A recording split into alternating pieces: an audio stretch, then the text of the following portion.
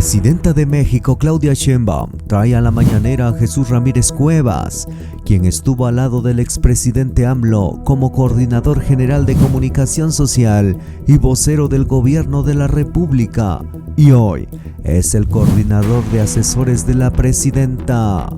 Jesús Ramírez Cuevas presentó el Plan Nacional de Desarrollo 2025-2030, poniendo en primer término el bienestar del pueblo de México. De igual manera, presentaron los nuevos precios de los combustibles que se venden en las gasolineras, ya que muchos medios noticiosos están diciendo que las gasolinas subirán de precio en este nuevo año 2025. Pero la verdad es otra. Ante este tenor, hoy presentaron el esquema general del comportamiento de los precios de los combustibles y desenmascaran a los medios tradicionales que están engañando al pueblo, informando que los precios se han disparado. La presidenta ha dicho que los combustibles no subirán de precios, pero los empresarios gasolineros quieren subir sus costos. Actualmente, ellos ganan hasta 5 pesos por litro en cada litro que venden. Y esto es un abuso al pueblo consumidor de México. Hoy, a través de la conferencia de prensa, la presidenta envía un mensaje muy claro y contundente a los empresarios gasolineros que se alineen y respeten los precios vigentes en este nuevo año que comienza. Sobre la evolución del precio de la gasolina regular desde el sexenio de Felipe Calderón hasta el día de ayer, 2 de enero. Actualmente el precio promedio de la gasolina regular se encuentra entre los 23 pesos con 50 centavos y los 24 pesos. Esta gráfica que les presentamos da cuenta de la evolución del precio constante, es decir, poniendo como base el precio al día de hoy sin considerar la inflación. A partir de ello, nos lleva a establecer que durante el sexenio de Felipe Calderón, el precio promedio de la gasolina empezó en 14.75 pesos y finalizó en 18.10, lo que significó un incremento del 22.9%. En el sexenio de Enrique Peña Nieto, inició en 18 pesos con 25 centavos y finalizó en 26 pesos con 1 centavo. Y en este periodo fue cuando se dieron los famosos gasolinazos que afectaron tanto a las familias mexicanas. En estos 6 años, el incremento representó 42.8%.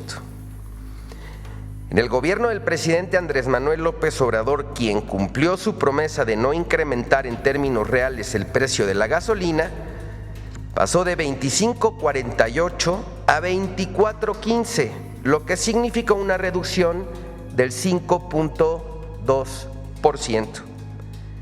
Y en los 3 meses de la presidencia de la doctora Claudia Sheinbaum, al iniciar su sexenio, el litro de la gasolina se encontraba en 23 pesos con 95 centavos y al 2 de enero está en 23.85, lo que indica que tuvo una disminución del 0.4%, cumpliendo también su promesa de no incrementar el precio de la gasolina.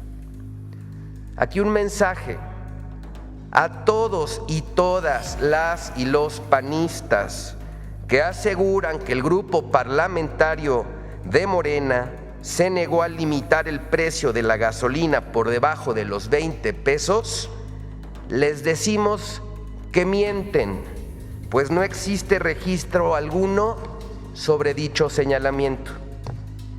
En esta gráfica, que es muy clara, se nota que los responsables de los incrementos desmedidos de las gasolinas fueron durante los sexenios prianistas.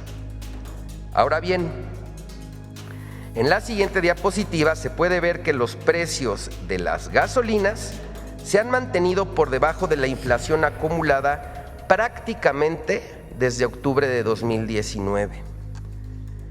Y por cierto, el comportamiento del precio del diésel en términos reales también ha disminuido en un 11.03% durante los sexenios del presidente López Obrador y la presidenta Claudia Sheinbaum, mientras que en el de Calderón se incrementó en un 57.6% y en el de Peña 40.3%. En la siguiente lámina se muestra el precio promedio de la gasolina en distintos países del mundo, destacando que nuestro combustible está por debajo del precio de países como Sudáfrica, España, Reino Unido, Alemania, Francia, Italia y Suiza. Informarle, Presidenta, a usted, al pueblo de México y a los medios de comunicación que a partir de la siguiente semana no solo vamos a estar poniéndole taches en las conferencias de prensa a las gasolineras que se pasan de listas con sus precios, sino que iremos físicamente a colgar unas lonas con este diseño para señalar a aquellos gasolineros que se vuelan la barda con lo que ganan a cada litro de gasolina. Aquí les mostramos un ejemplo de algunas gasolineras que están en este supuesto. La gasolinera Petroseven, ubicada en San Pedro Garza García, Nuevo León, le gana a cada litro de gasolina 4 pesos con 97 centavos. Y la gasolinera Móvil en Monterrey, también en Nuevo León, le gana 4 pesos con 75 a cada litro que vende. Vamos a estar revisando constantemente, siguiendo su instrucción, Presidenta, los precios de las gasolinas y denunciando a las empresas que se vuelan la barda. Muy buenos días a todas y a todos. Con permiso, Presidenta. Esta gráfica lo que muestra es el precio de la gasolina, se llama a pesos constantes. ¿Qué quiere decir? Se descuenta la inflación. O sea, si tomamos en cuenta la inflación cada año, entonces habría una elevación del precio. Pero si consideramos lo que significaría el precio a los pesos, en este caso, del 2025, ¿cuánto valdría la gasolina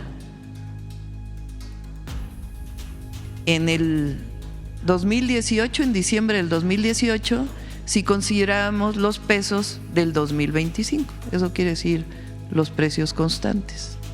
Entonces, si lo consideramos así, lo que vemos es que con estos pesos del 2025, la gasolina en la época del cierre de Peña Nieto estaba a 26 pesos, de pesos del 2025, considerando el porcentaje de la inflación. Entonces, lo que vemos aquí es que en términos reales, la gasolina ha disminuido, cosa que no fue así en el periodo de Calderón, que subió 22.9%, y los famosos gasolinazos del periodo de Peña Nieto, que subió 42.8% en términos reales. Entonces, el precio de la gasolina, que lo vamos a seguir viendo en el quién es quién en los precios de los lunes, que lo va a seguir presentando Iván, debería estar entre 23 y 24 pesos. Es un margen razonable para las ganancias de los gasolineros, incluido el IEPS y todo lo que tiene que ver con los impuestos. Sobre ese margen vamos a estar. Pero hay gasolineras, que fue lo que yo mencioné el lunes pasado, que lo están vendiendo a 28 pesos. La Magna, estamos hablando de la gasolina Magna. O le están vendiendo a 29, 26, que ya no es justificable. Entonces, primero, para que sepan que estamos cumpliendo con nuestra promesa de que no va a aumentar en términos reales el precio de las gasolinas, y segundo, que sepan que Profeco, dentro de su margen de actuación, pues no solamente va a estar denunciando aquí las gasolineras que tienen precios mayores, sino que también pues va a ir a las propias gasolineras a ponerles un tache para que la gente sepa pues si están dentro del margen o no de lo que debe ser el precio de la gasolina. Bueno, esto es sobre este tema. Ahora sí, el Plan Nacional de Desarrollo. ¿Quién empieza, Edgar?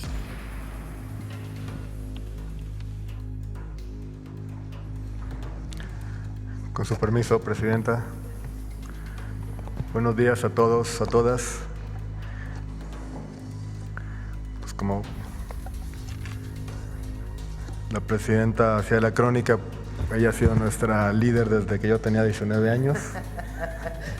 Ya me está echando de cabeza. Y lo sigue siendo, y lo seguirá siendo. Si me permite, Presidenta, un poco de contexto que nos va a comunicar, es una trama que comunica la introducción de la señora Presidenta con el tema del Plan Nacional de Desarrollo. El Plan Nacional de Desarrollo surge a partir de la Ley de Planeación promulgada en 1983. ¿Qué pasa en 1983? México está básicamente quebrado, ¿no? Había caído en moratoria su deuda externa en 1982, ¿no? Y el único que le prestaba eran los organismos financieros internacionales, el FMI, el Banco Mundial, ¿no? Y para ello se tuvo que firmar una carta de intención, ¿no? Una carta de intención donde México se obligaba a portarse bien en términos financieros, y dentro de esa carta de intención existía el compromiso de liberalizar y de flexibilizar precios en la economía, los precios de las mercancías y los servicios. Y dentro de esas mercancías y precios que nos comprometimos como país a liberalizar estaba la educación, ¿no? Y dijeron, pues la educación es una mercancía más, vamos a subirle el precio, vamos a liberalizar el precio de la educación, ¿no? Hasta que llegaron con las cuotas de la Universidad Nacional en el 86, ¿no? Entonces, dentro de esa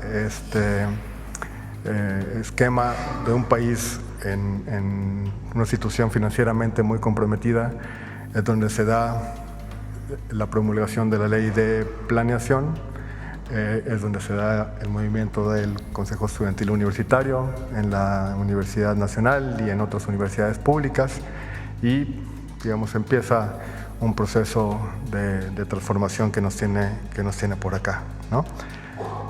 En este sentido, la instrucción de la Presidenta fue coordinarnos a la Secretaría de Hacienda con la coordinación de asesores de Jesús.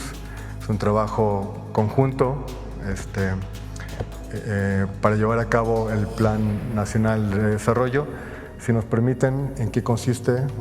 Y bueno, quizá al compañero de la guillotina le va a gustar la idea, es subvertir la ley de planeación y convertir el ejercicio del Plan Nacional de Desarrollo en un ejercicio democrático, ¿no? La idea es planeamos juntos, ¿no? ¿Qué es el Plan Nacional de Desarrollo? Es la guía del gobierno mexicano donde se definen las prioridades en materia económica, social y política durante el sexenio, ¿no? No nada más las económicas, también las sociales y políticas.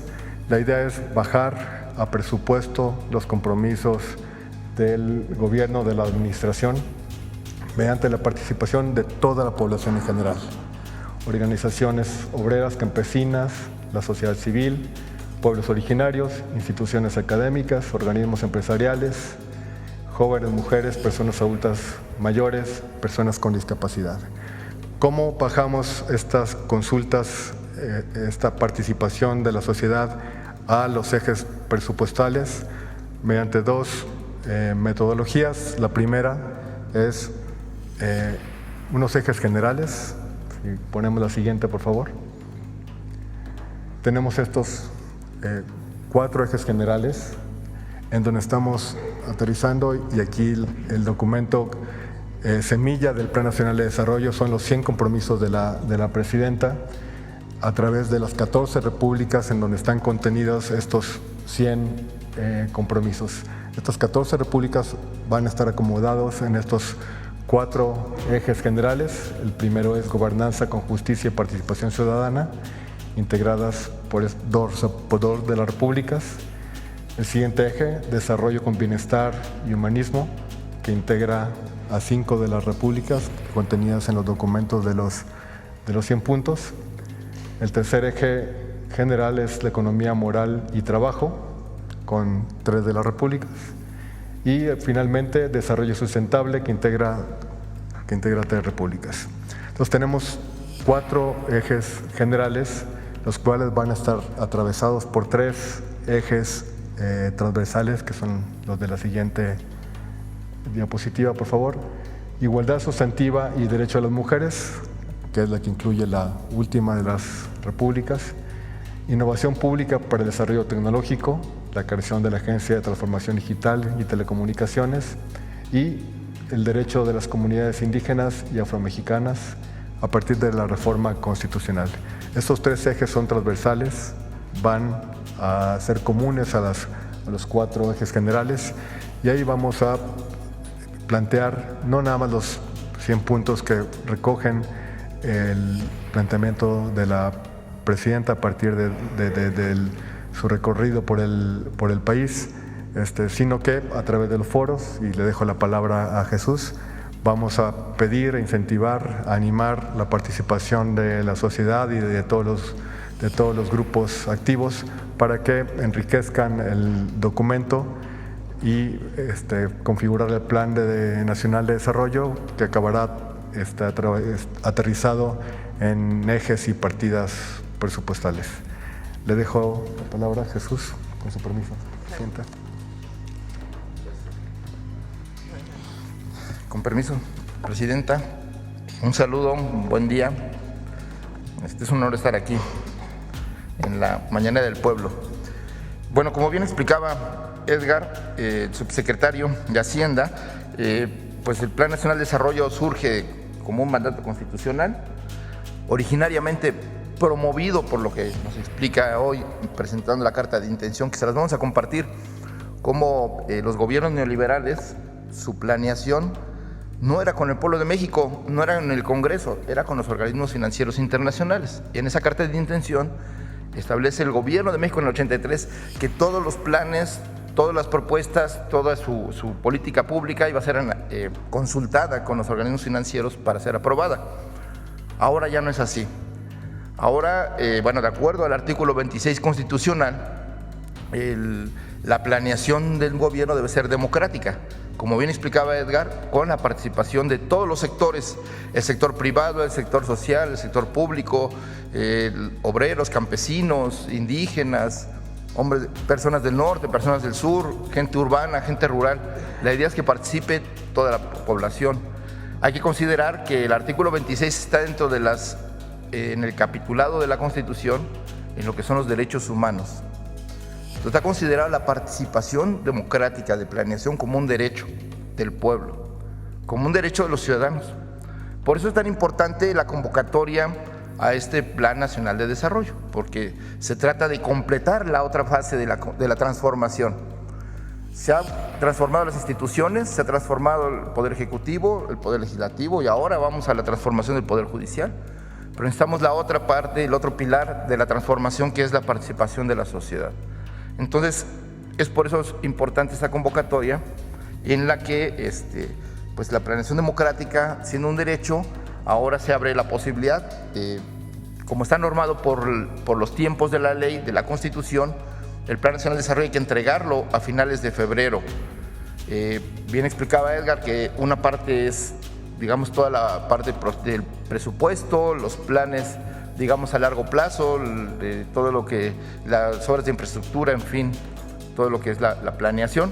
Pero por el otro lado, pues la participación, y como tenemos poco tiempo, los foros pues van a ser en las primeras 2 semanas de enero, para permitir la participación, pero al mismo tiempo tener tiempo de integrar el documento de manera adecuada con todo lo que técnicamente se requiere, presupuestos, indicadores de desempeño, indicadores de resultados, de tal manera que pueda ser tangible al final poder evaluar si se cumplió la palabra, si lo que se estaba planeado se pudo alcanzar, y tanto para la propia administración pública, el Estado, que por Constitución debe tener la rectoría de la economía y del país, y la sociedad como para que califique, evalúe y tome sus propias conclusiones.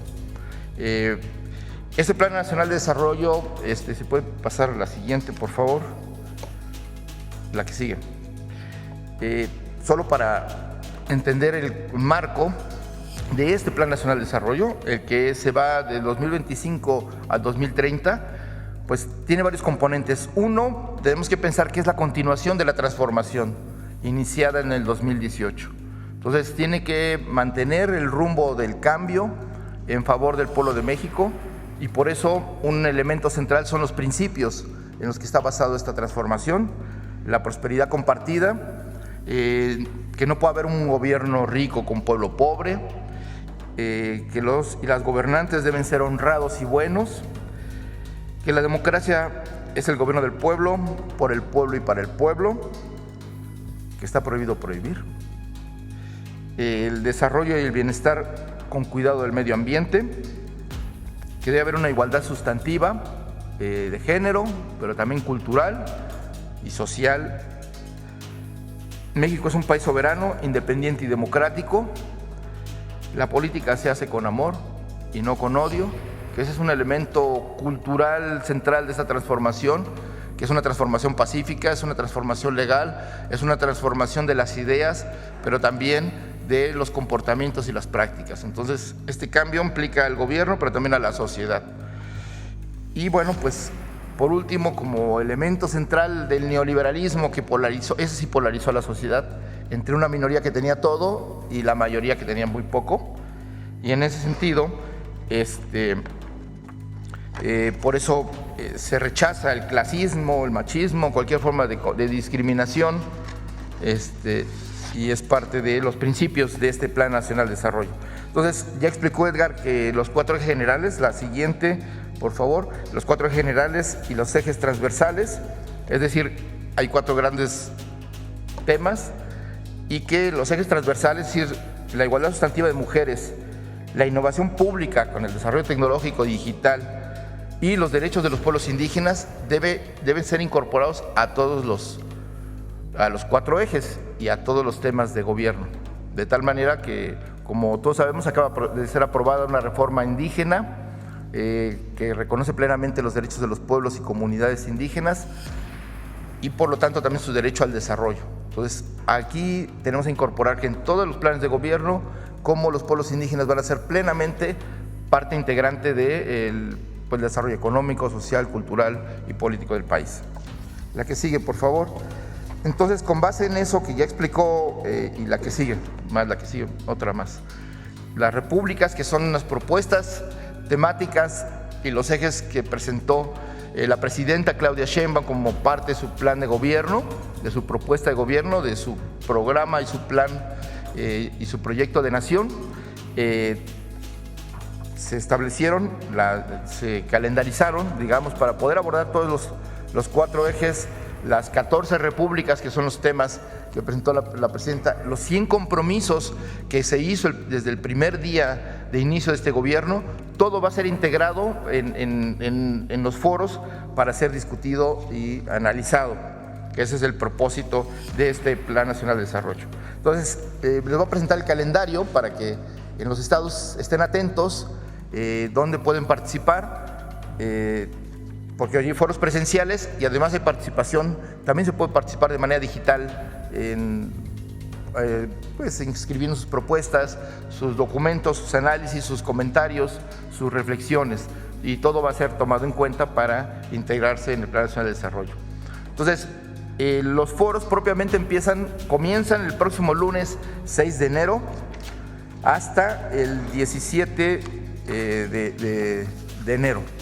Entonces, aquí presentamos el 6 de enero, va a haber foros en Tijuana, y va a ser la dependencia va a ser seguridad, y el tema es gobernanza con justicia y participación ciudadana. El martes 7 en San Cristóbal de las Casas, Chiapas. El tema del desarrollo con bienestar y humanismo, obviamente le toca a la Secretaría de Bienestar.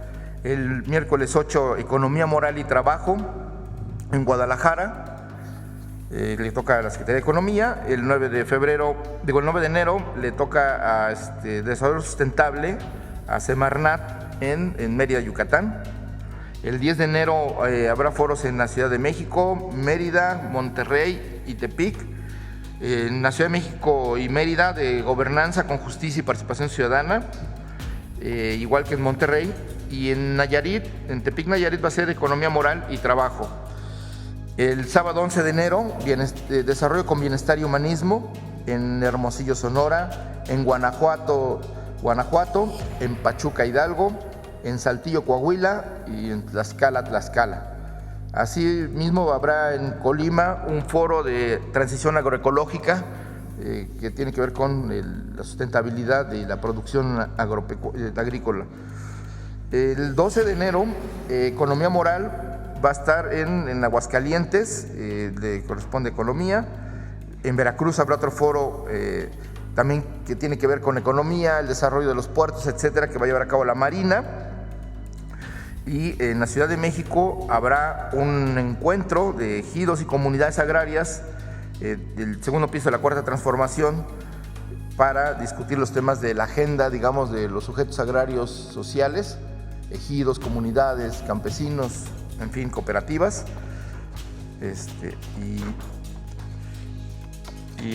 Eso va a ser respecto de eso. Luego, el 13 de enero va a haber un foro de desarrollo sustentable en Culiacán, otro de desarrollo, bienestar y humanismo en Zacatecas, desarrollo sustentable en Tampico, en Durango, Mexicali y Morelia con este tema. Luego, gobernanza con justicia y participación ciudadana en Querétaro, el mismo 13 de enero. Y en la Ciudad de México, gobernanza con justicia y participación ciudadana sobre el tema de migración. Y en La Paz, Baja California, economía moral y trabajo enfocado hacia el turismo. Un foro de juventudes en Ciudad Victoria, Tamaulipas, del INJUVE. Y el 14 de enero habrá foro de mujeres en la Ciudad de México. Habrá un foro de gobernanza con justicia y participación ciudadana en Cuernavaca y foros de economía moral y trabajo en San Luis Potosí, Guadalajara y Cancún. Otro foro de juventudes en Pachuca, Tijuana, Torreón y Ciudad Nicolás Romero, Villa Nicolás Romero en el Estado de México. Todo esto el 14 de enero. El 15, otro foro de juventudes en Tehuacán, Puebla y en Comalcalco, Tabasco, así como un foro de economía moral y trabajo en Toluca. El jueves 16 habrá un foro de personas con discapacidad en Zacatecas, uno de desarrollo sustentable en Chihuahua, un foro de las mujeres en Ciudad Juárez, un foro de las juventudes en Champotón. El viernes 17 de enero, Sembrando Vida, hará un foro en la Ciudad de México. Desarrollo con bienestar y humanismo en Jalapa, con enfoque de educación. Luego más foros de juventudes en San Cristóbal de las Casas, en Ciudad Juárez, en Hermosillo y Oaxaca. El sábado 18 de enero habrá un foro de bienestar y humanismo en Chilpancingo, de economía moral y trabajo en Puebla, de gobernanza con justicia en Oaxaca. Y por último, el 19 de enero es un foro de las comunidades indígenas y pueblos afromexicanos en Morelia, Michoacán. Entonces, la idea es que se pueda participar de manera directa o de manera virtual.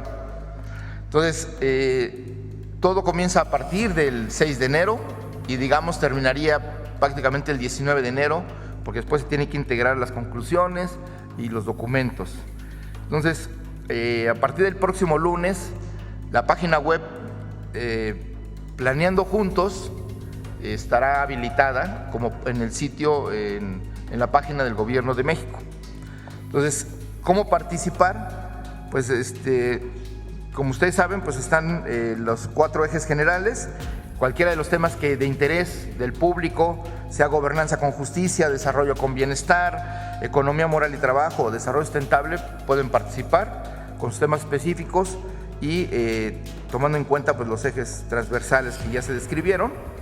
Entonces, ¿cómo pueden participar? Aquí está establecido, digamos, una plantilla de cómo integrar, ¿no? Por ejemplo, dice, describe tu propuesta, o sea, si un ciudadano, un grupo de ciudadanos, una organización, un sindicato, en fin, tengan una propuesta, tienen que describir su propuesta de manera muy puntual. Por ejemplo, aquí habla de expandir las estancias para el cuidado de personas de adultos mayores, ¿no? Que es la propuesta hipotética que se presenta aquí. Entonces, en pocas palabras, ¿qué acciones o recursos necesita el gobierno para llevar a cabo esta propuesta? Entonces, ya uno pone ejemplos o sus propuestas mismas. Y aquí dice, bueno, construir más centros de salud, capacitar a los jóvenes para empleos técnicos, otorgar estímulos en proyectos agrícolas, ampliar las rutas de transporte público, etcétera, ¿no? Medidas concretas que la gente piense para mejorar su condición de vida o para resolver un problema social colectivo, ¿no?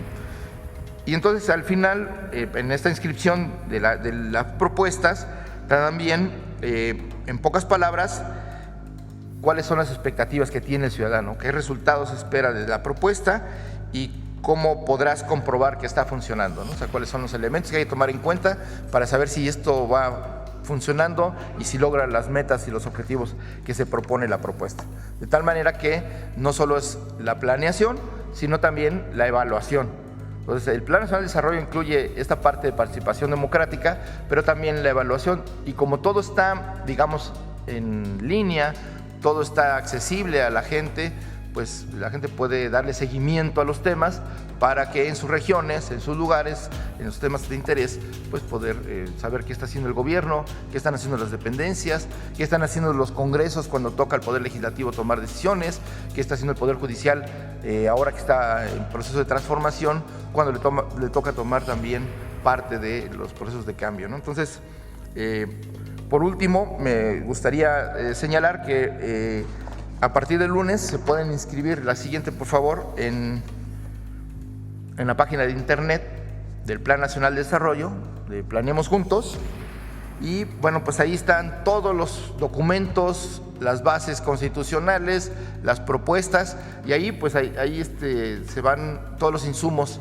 necesarios, cuáles son las convocatorias de los foros, cuáles son los temas a discutir, cuáles son, digamos, todos los elementos que se requieren para participar. Ahí van a estar en esta página, que será parte de un micrositio de la página del Gobierno de México.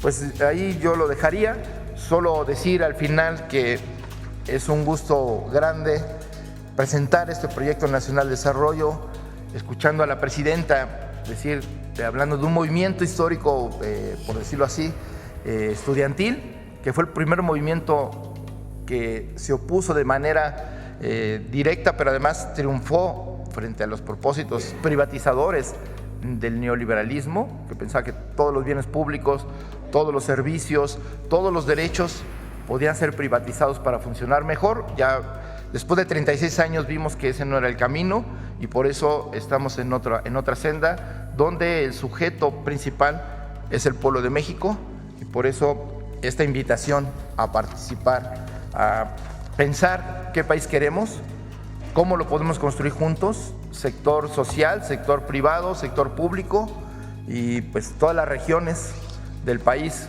que por primera vez están siendo tomadas en cuenta en planeación, en desarrollo, en proyectos económicos, en proyectos de infraestructura y por supuesto y sobre todo los derechos de la gente, ¿no? Los derechos sociales. Entonces, pues una invitación a que este país es democrático, pensando que la democracia no es solo la elección de autoridades del Poder Ejecutivo, de representantes en el Poder Legislativo y ahora de jueces, magistrados y ministros, sino también, y como lo describe el artículo 3 constitucional, la democracia debe ser un modo de vida.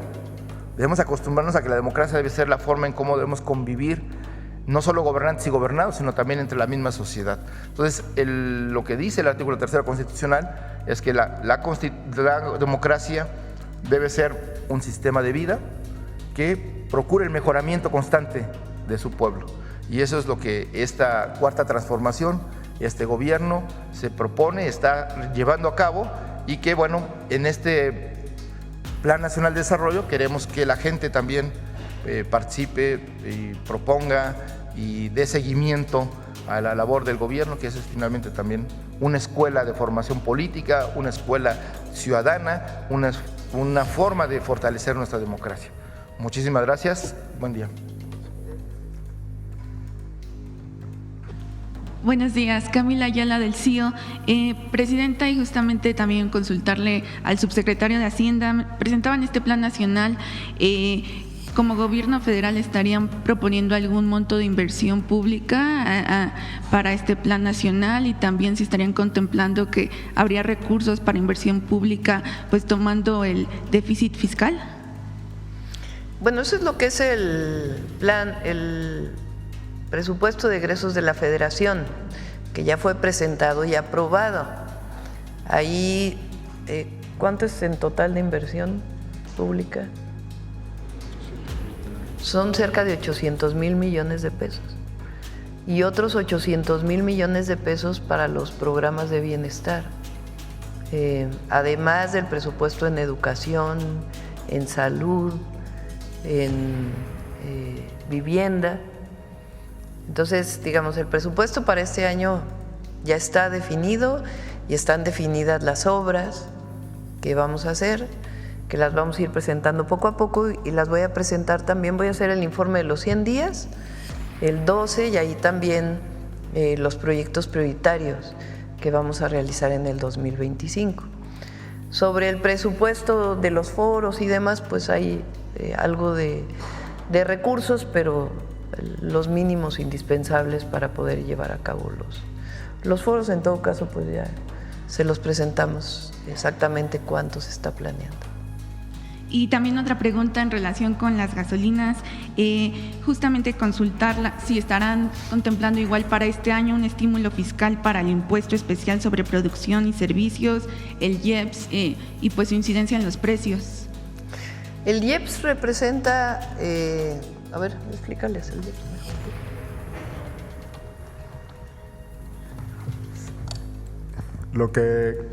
Con lo que cuenta el gobierno de la República es un mecanismo de compensación para evitar que el precio de la gasolina supere la inflación.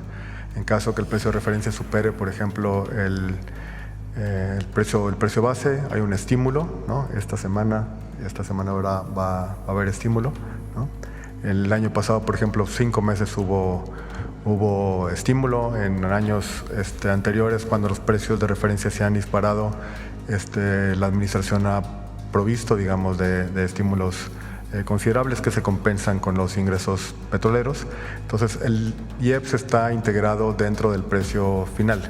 Entonces, la forma en que opera este mecanismo de compensación es mediante este estímulo regular, ¿no? Que provoca el comportamiento que presentaba la Profeco en su presentación inicial, ¿no? Donde estamos 5.4% por abajo en términos reales del precio al inicio de la administración en gasolina, 11% por abajo en términos reales en diésel. Esa es la forma en que opera el mecanismo. No es un subsidio directo, sino es un estímulo al precio del combustible. Se ha mencionado que varias industrias como las fabricantes de alimentos procesados, las compañías de telefonía móvil y algunas gasolineras están aumentando sus precios, lo que está contribuyendo a una cuesta de enero más difícil para los ciudadanos. ¿Qué medidas adicionales está tomando su gobierno para abordar esta situación? Ya mencionó para la gasolina, pero para estos otros productos. La canasta básica tiene este acuerdo que presentamos hace unos meses, nos adelantamos, digamos, con el PASIC, que es este acuerdo que se firma con comercializadoras, productoras. A ver si tienen todavía el video por ahí ya lo habíamos pasado una vez, pero a ver si lo tienen por ahí, lo pasamos nuevamente. Se hizo en su momento con el presidente López Obrador en la época en donde aumentaron mucho los productos debido a la guerra de Ucrania. Y entonces se juntaron principalmente los comercializadores, aunque también productores, para evitar el aumento de la canasta básica, y se definió cuál es esta canasta básica. Entonces hay un acuerdo con los comercializadores, productores, para evitar el aumento de los precios. De hecho, lo que se logró es que la canasta básica estuviera más barata que en el último acuerdo que se firmó. Este fue por los próximos 6 meses, y antes de que terminen los 6 meses, pues se firmará. Hay algunos productos que no están en estas listas. Por ejemplo, hay un tipo de pan de caja que le llamamos, que está en la lista, y hay otros que no. Entonces, lo que orientamos pues es que se compren los productos que están dentro de la canasta básica, que es necesario, suficiente para la alimentación principalmente, aunque no solo hay algunos otros productos como jabón y otros productos. ¿Qué hace Profeco cada vez que viene aquí? Pues analiza las tiendas de autoservicio y qué tan alejados están de la canasta básica, que es para una semana. Es 910 pesos. Bajó de 1,036 a 910 pesos.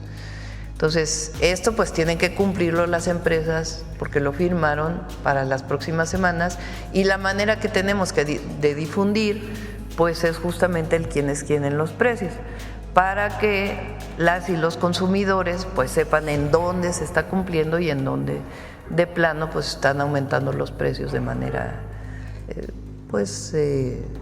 no correcta, porque no tiene nada que ver con el costo de los productos, sino que tiene que ver pues más con un asunto especulativo, ¿no? Y las gasolinas, que dijeron que iban a aumentar las gasolinas, que iban a llegar a 30 pesos, están no solamente en el rango que nos comprometimos de que no iban a aumentar en términos reales quiere decir que se considera la inflación, sino que incluso están un poco más abajo.